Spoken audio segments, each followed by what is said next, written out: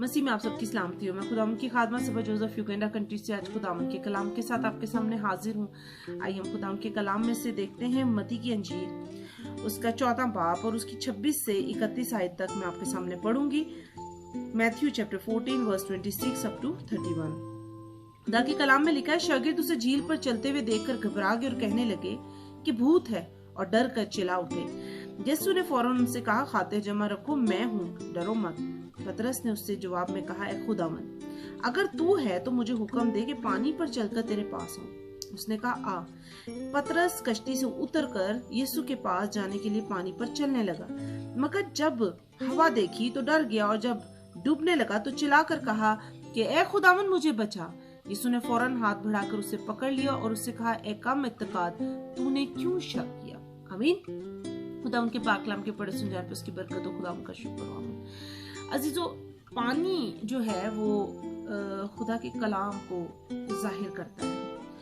आज बहुत से हम में से ऐसे लोग हैं जो खुदा के कलाम पर चलने की कोशिश करते हैं। अब देखिए, वहां कश्ती में बहुत सारे शागिर्द मौजूद थे, लेकिन हिम्मत किसने दिखाई?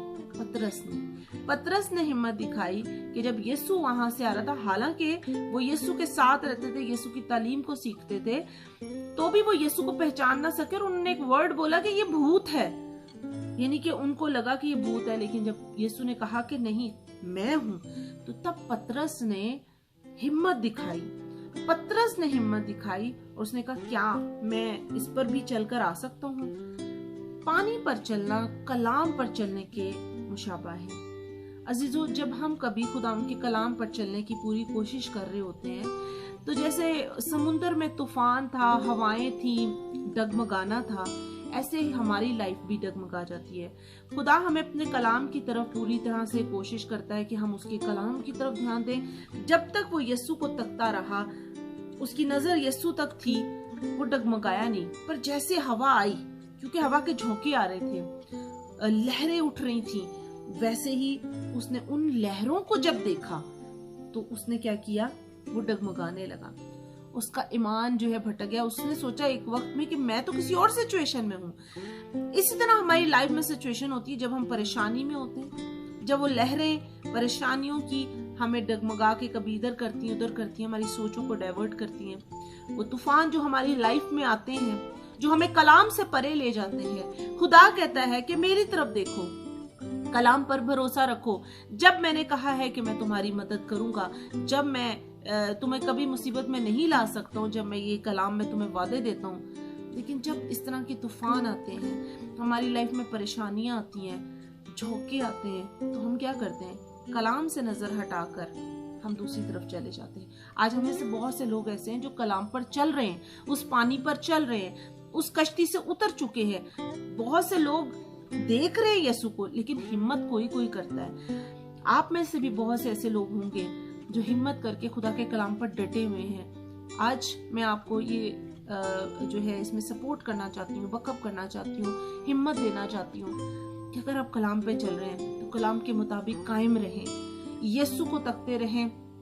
वो मुसीबतें, वो परेशानियां, उस पे तो वो खुद चल कर आ रहा था, उसने वो परेशानियां, मुसीबतें खुद ले ली हैं। आपको घबराने की जरूरत नहीं है। उसका जो शक था वो ये था कि ये लहरें हैं, ये जो तूफान है, मैं तो उनके बीच में खड़ा हूं, क्योंकि उसकी नजर यीशु से हट गई थी।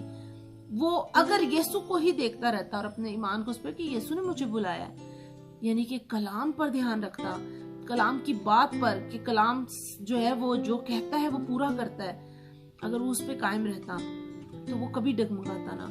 लेकिन एक वक्त में जो झोंके आए, उसने उन पर नजर की और शक पड़ गया कि ये तो मैं तूफान के अंदर हूं, कहीं ऐसा ना हो कि ये मुझे गिरा दे। नजर हट गई, सोच हट गई। अजीजों, जैसे ही हमारी सोच हटती है, शैतान हमारी लाइफ में यही चीजें लाता है कि हमारी सोचें खुदा के कलाम से, खुदा पर से हट जाए, उस पर भरोसे से हट जाए। अजीजों, ये चीजें जो है जब तक हमारी लाइफ में रहेंगी, तब तक हम कभी भी खुदा के कलाम में मुकम्मल तौर पे नहीं हो सकते। जब हम खुदा से दुआ करते हैं, जब हम खुदा से मांगते हैं, अजीजों, वो हमारी बात को सुन लेता है, वो हमारी बात को का जवाब देने के लिए रेडी होता है। लेकिन शैतान क्या करता है, बीच में बहुत सारी ऐसी मुसीबतों को, परेशानियों को, झोंकों को, बेतकादी को हमारी लाइफ में लेकर आता है, ताकि हमारी नजर उस दुआ के इंतजार से हटकर उन मुसीबतों पे लगी रहे कि अभी तक खुदा ने हमारी सुनी नहीं।